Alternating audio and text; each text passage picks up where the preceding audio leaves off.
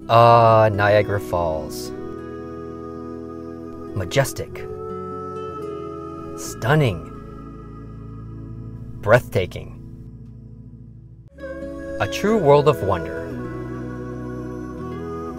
Also filled with go-karts, dinosaurs, zombies, Ferris wheels, lost sandwiches, monsters, bad architects, fireworks, casinos, games you could ride for fun, an entire rainforest, wax people, hillbillies, giant eyeballs, things I can choose to believe or not to believe, spicy, things, a good place to stay high, garbage, but also recycling, a bride who just wants a funnel cake, more dinosaurs, bowling alleys, tipping dots, the ice cream of the present, zip lines, more monsters, another monster.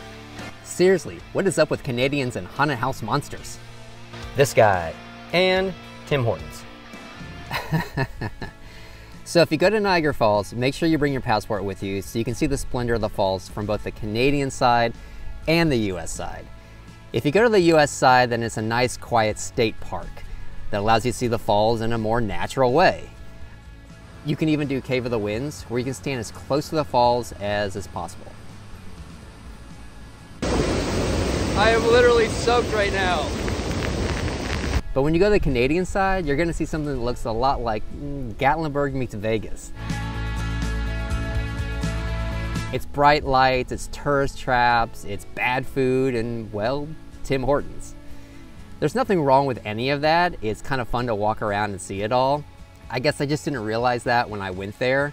I thought it was gonna be more like the US side. However, the Canadian side really is the best place to see the falls because the falls are actually on the US side and they're actually facing Canada. Also, it's really spectacular to see at night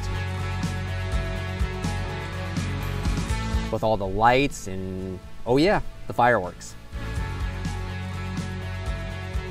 One last thing, make sure you do the boat into the falls. It's totally worth it.